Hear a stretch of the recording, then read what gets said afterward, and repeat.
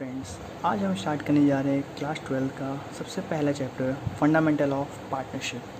वैसे तो ये बहुत इम्पॉर्टेंट टॉपिक है, तो फिर देखते हैं कि फंडामेंटल ऑफ पार्टनरशिप क्या होता है। सबसे पहले हम देखेंगे कि पार्टनरशिप क्या होती है।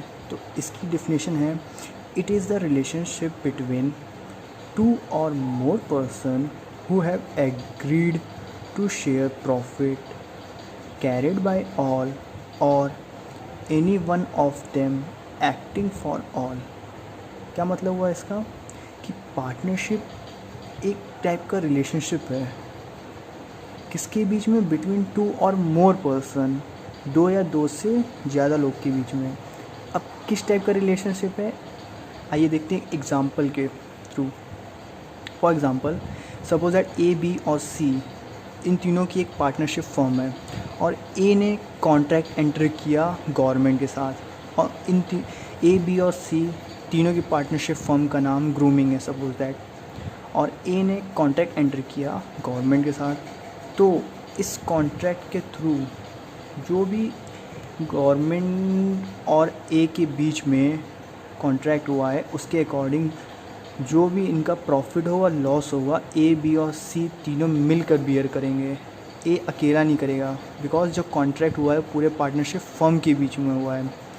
दैट्स वाई ये म्यूचुअल एजेंसी रिलेशनशिप होता है। इसको हम प्रिंसिपल एंड एजेंट रिलेशनशिप भी कहते हैं।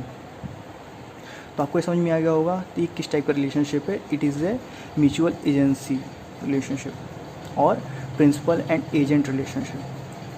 फिर कहा गया है इसमें, who have agreed to share profit carried by all or any one of them acting for all. जो एग्री करते हैं प्रॉफिट शेयरिंग के लिए।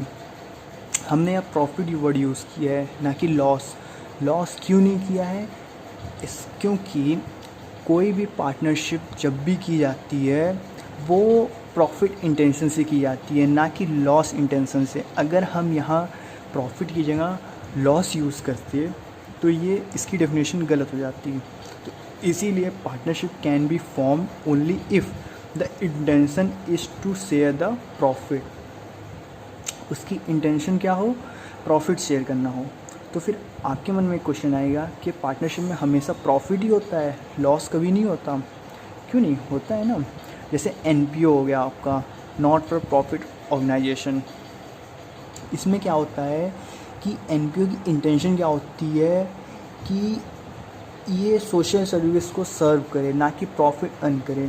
इसीलिए मैंने यहाँ लिखा है, intention is not to earn profit rather than purpose is to serve the society.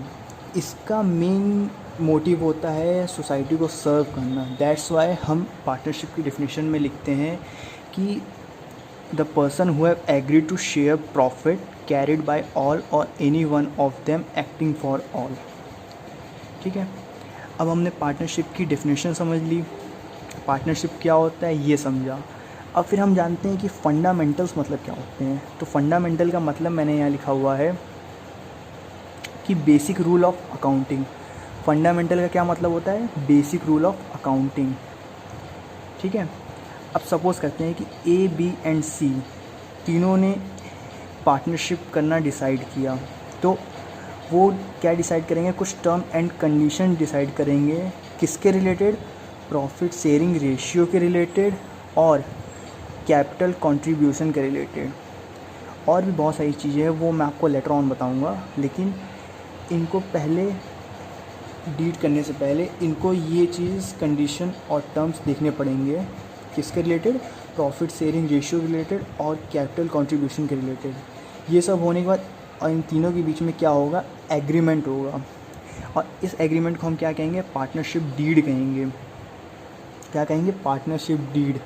और एक और इसमें इंटरेस्टिंग बात है, ये जो एग्रीमेंट है ओरल भी हो सकता है और रिटन भी हो सकता है।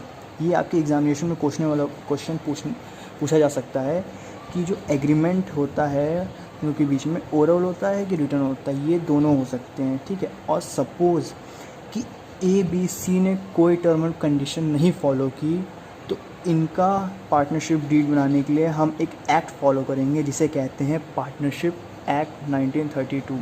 इस एक्ट के अंदर हम देखेंगे कि इनके ए बी सी के कैसे सारे अकाउंट सेटल्स किए जाएं। सो हमने इसमें जाना, इसकी अगर हम एक होल समरी लें तो इसमें हमने पहले पार्टनरशिप की डेफिनेशन जानी, ये किस टाइप का रिलेशनशिप होता है वो जाना, प्रिंसिपल और एजेंट रिलेशनशिप होता है, ठीक है। और इसमें प्रॉफिट शेयर इंटेंशन से पार्टनरशिप होती है, अगर उसमें इंटेंशन प्रॉफिट शेयरिंग की नहीं है तो वो पार्टनरशिप नहीं हो सकती। फिर हमने फंडामेंटल जाना कि basic rule of accounting fundamental होता है